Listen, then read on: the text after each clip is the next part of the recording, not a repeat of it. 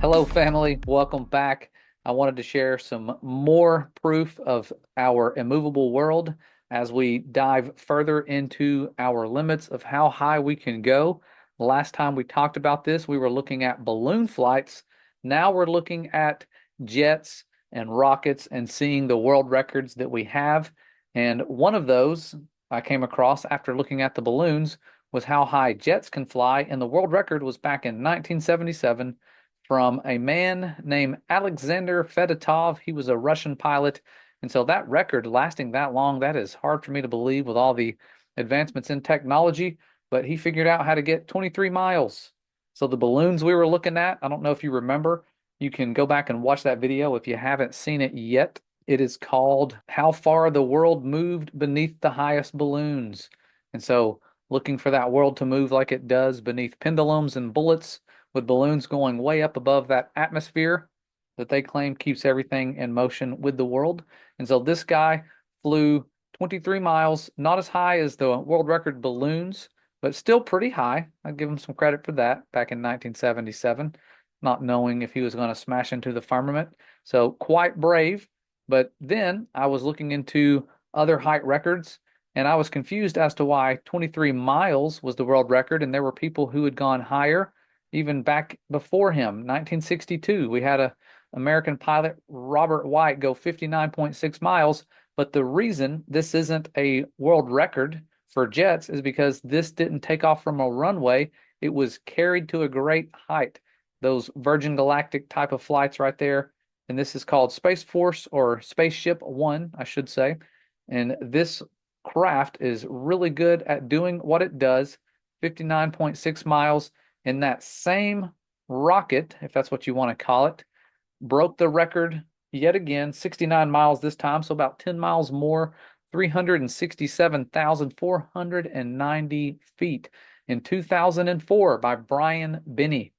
And so this footage, that's what I wanted to share with you. And it's something that, like I said, proves that we don't at least live on a globe. And so, unlike the balloons, we can't say that this proves the world is immovable because jets can fly any direction they want. And so, this footage here doesn't prove the world's not moving, but it definitely proves it's not curved. So, I wanted you to check it out. Brian Binney using this old rocket attached to a plane, and they're, of course, going to drop it. So, you're going to see this historic 2004 flight. I do believe they really are doing these things and going to these heights. 69 miles is possible, I believe, based on what I have seen, because that footage of the firmament was about as high, or so they claimed, as the Go Fast rocket went. And I'm saying they, the people that made the footage, Nova, before they mysteriously took it down of the firmament, they did not realize what they were filming. They thought they were looking at the ionosphere, and they were puzzled by these waves moving across it before the lightning sprites shot out of it. And so that 72, 73 mile range, about as high as they can go. So going 69 miles, very dangerous, especially if you're going fast. But Brian Binney went this high, and I want you guys to see the horizon. Check this out. I'm going to lower the volume. You don't have to hear that. But here he is saying a prayer. Good thing he did. Saying, please help me avoid smashing into the firmament while still breaking the world record. I don't think this guy knew about the firmament. Seems like you'd have to. That'd be part of the knowledge they might want to tell you is, hey, don't go higher than 70 miles, which he didn't, so he may have known. But blast off right there. Almost takes out the ship, it looks like, from that angle. I believe that was just a camera angle. Still pretty close. There he is with his little joystick going higher and higher and higher. Straight up. Something NASA does not like to do. I can skip ahead a little bit, spare you some of this. Get some sound so we can see how high they are. Almost fully on trim. It's doing good. 28. Almost full pedal full. Copy that. 350. Suggest shut down. Here's where they're shutting it down. That means they are about as high as they're going to be. Look at the horizon right here. I know what you're thinking. The world is concave. No, this is a fisheye lens effect. But why this proves that the world is not curved or pear-shaped in any fashion is because it is a bending in the opposite direction of the curvature perfectly. If it was already a curved line, we've done experiments with fisheye lenses in the past. If it was already curved, you can't bend it perfectly in the opposite direction like that on the outer edges.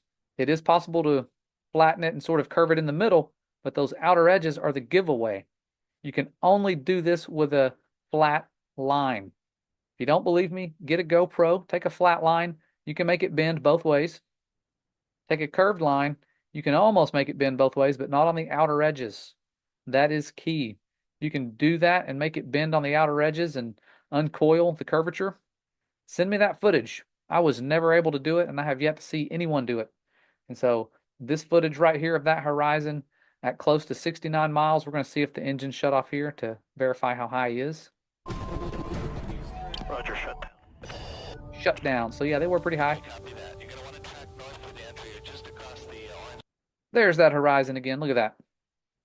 69 miles.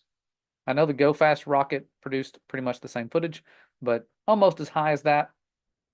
Another camera angle. Second witness. Mute it now that we know how high he is.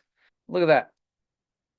Dead giveaway that this horizon is flat, even though it looks concave. I know that was actually a debate for a while. People were like, it's concave, I'm telling you.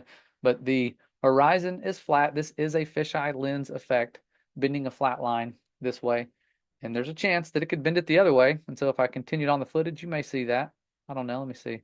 Right there. There you go. See, bending it slightly the other direction. This can happen as well. And so not proof of curvature, but it's proof of flatness when you can have it going the opposite direction. So just wanted to share that with you guys. More nails in the coffin to the already destroyed globe. And so not doing this to be mean to the globe believers. You guys are awesome. We love you. We appreciate your digging into this topic as well and hearing us out, even if you don't believe the way that we do. It is a blessing to have you joining us on this journey as we continue to look into the proofs of biblical creation. And we all see things differently. So be kind to those who believe in the globe. Be very peaceful. Be loving. Show the light that the Father has given us to show us his truth. And so that is just one of many, many proofs that horizon at 69 miles. And so that's it. Don't want to keep you too long. Just wanted to share that and get back to work because that's what I got to do. But I love you guys. The Father loves you. You all are beloved creations of the Most High. And we will see you next time.